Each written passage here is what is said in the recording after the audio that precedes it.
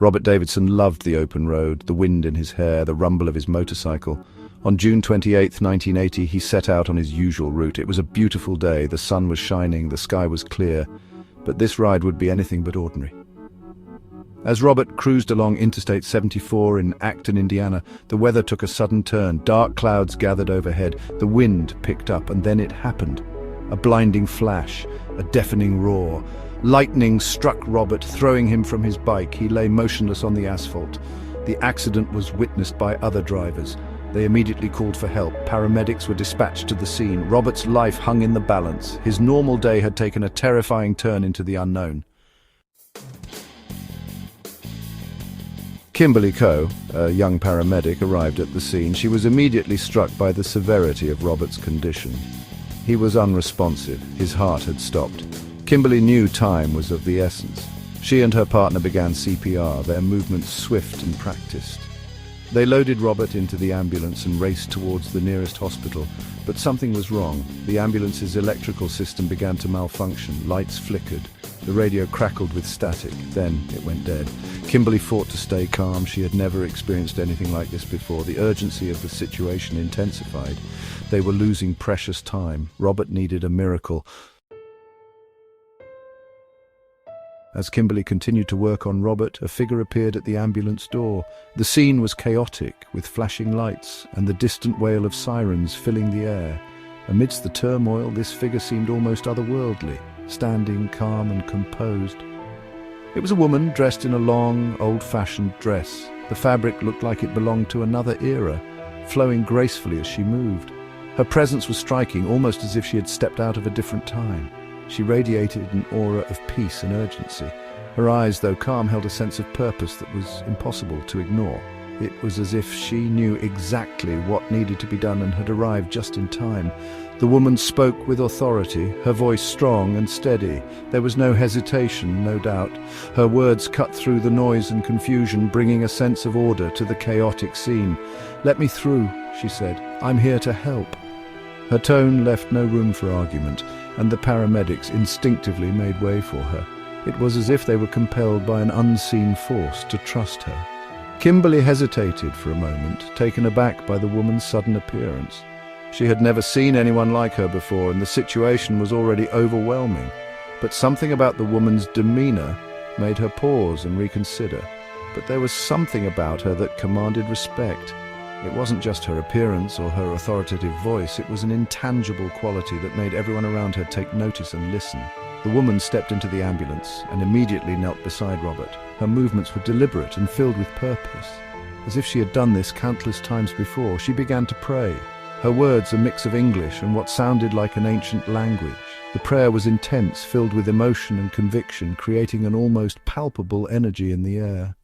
Kimberly had never been particularly religious, but she couldn't help but feel a sense of hope as she listened to the woman's fervent prayer. It was as if the words were weaving a protective shield around Robert, giving him a fighting chance. Who was this mysterious woman, and how did she know they needed her? These questions lingered in Kimberly's mind, but for now she was grateful for the unexpected help. The woman's presence was a beacon of hope in a moment of despair. The woman's prayers continued, her voice echoing through the ambulance. Her words were a mix of desperation and hope, a plea to the heavens that seemed to transcend the physical world. Kimberly couldn't understand the words, but they were filled with an intensity that sent shivers down her spine. It was as if the very air around them was charged with an unseen energy, a force that was both comforting and unsettling. And then, as suddenly as it had stopped, Robert's heart began to beat again. Kimberly was stunned. The paramedics exchanged bewildered glances, their training unable to explain the sudden turn of events. She checked the equipment, but there was no logical explanation for Robert's recovery. The monitors showed normal readings, yet moments before they had indicated a complete shutdown. The woman's prayers seemed to have defied all medical logic. Her fervent whispers had brought Robert back from the brink, a miracle that left everyone in the ambulance in awe. As quickly as she had appeared, the woman vanished. One moment she was there, her presence almost tangible, and the next she was gone, leaving behind an air of mystery and wonder. Some believe she was an angel sent to answer Kimberly's desperate plea. Her ethereal presence and the miraculous recovery seemed to support this divine intervention theory. Others believe she was the spirit of a devout Methodist woman who once prayed on the very ground where Robert was struck. This woman was known for her unwavering faith and her prayers that many claimed had healing powers. The site of the accident was once a Methodist campground known for its fervent prayer meetings. It was a place where the faithful gathered, their voices rising in unison, creating a powerful spiritual energy that lingered long after the meetings ended. It had burned down twice in the past, tragedies that only seemed to strengthen the faith of its congregation. Each time the community rebuilt, their faith unshaken, their prayers even more fervent. Was the woman's spirit drawn to the scene of Robert's accident, compelled to continue her lifelong mission of prayer and healing? Or was it the collective faith of the past that reached out to save him? The answers remain elusive, but the impact of that night is undeniable. Thousands of miles away in rural China, a farmer named Yang was plagued by nightmares. Yang was mute, unable to speak, but his dreams spoke volumes. Night after night he was haunted by visions of his deceased mother, her face pale and her eyes filled with a chilling sadness. Yang couldn't shake the feeling that something was terribly wrong. His mother's presence in his dreams was so real, so vivid, that he began to fear for the safety of his family. One morning, Yang awoke from another unsettling dream to the sound of commotion outside his home. Police cars lined the road, their lights flashing in the early morning light. Curiosity and fear warred within him. What was happening in his peaceful village? Little did Yang know, his nightmares were about to intersect with a horrifying reality. Section 6. A mother's absence. The police were investigating a missing person case. A farmer from a neighboring village had reported his elderly mother missing. He too had been plagued by vivid dreams of his mother, her face contorted in fear. He was convinced something terrible had happened to her. The police were skeptical at first, but the farmer's desperation and the uncanny similarity to Yang's nightmares piqued their interest. They began questioning villagers, searching for any clues to the missing woman's whereabouts. The investigation led them to Yang's doorstep. Yang, despite his inability to speak, cooperated fully with the police, his eyes wide with a mixture of fear and determination. He led them inside his modest home, unaware of the horrifying discovery that awaited them. Section 7. The Truth Unveiled. The interior of Yang's home was dark and silent. He led the police down a narrow hallway, his footsteps echoing on the wooden floor. They stopped at a closed door, a sense of dread hanging heavy in the air.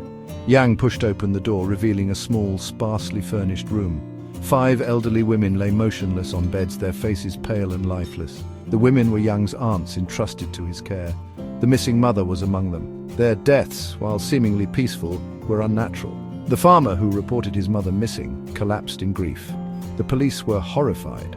Who could have committed such a heinous act, and why? The answer, as they would soon discover, lay buried in the depths of the farmer's guilty conscience. Section 8. Echoes of Guilt. Under intense questioning, the farmer's facade crumbled. He confessed to killing Yang's aunts and staging their deaths to look natural. He had been stealing from them for years, his greed and desperation growing with each passing day. He had buried their bodies in a shallow grave in a remote cave. The nightmares, he claimed, had started shortly after he committed the murders. His mother, unaware of his crimes, had become suspicious of his sudden wealth. He feared she would expose him, so he killed her too, burying her alongside his other victims. The guilt, the fear of being caught, had manifested in his nightmares. His mother's sorrowful eyes reflected the monstrous acts he had committed. His subconscious had become his own personal torture chamber. Tachotondosena, the unexplained. The cases of Robert Davidson and the guilt-ridden farmer offer a chilling glimpse into the power of the supernatural. These stories are not just tales to be told around a campfire. They are real accounts that defy logical explanation. Whether it be a divine intervention that brought Robert back from the brink of death, a moment that seemed to defy the very laws of nature, or the haunting echoes of guilt that plagued the farmer's dreams, manifesting in ways that seemed almost tangible, These stories remind us that there are forces beyond our understanding, forces that operate in the shadows, just out of reach of our scientific instruments and rational minds. They challenge our perceptions of reality, pushing the boundaries of what we consider possible, and leave us questioning the boundaries of life, death, and the very nature of our existence. Are we truly alone in this universe, or are there unseen forces at play? Are these events mere coincidences, easily explained by science and psychology? Or do they hint at something more, something that lies beyond the realm of our current understanding? Or do they point to a realm beyond our comprehension? A place where the rules of our world do not apply, a realm where the veil between the living and the dead is thin and permeable, a place where spirits roam and the past and present collide in eerie harmony.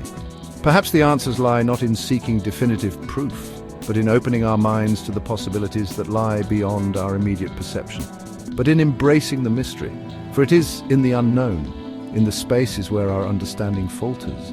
For it is in the unknown, in the spaces between logic and belief, that we truly confront the profound power of the supernatural. It is here in these liminal spaces that we find the true essence of the unexplained, that we truly confront the profound power of the supernatural. It is here in these liminal spaces that we find the true essence of the unexplained.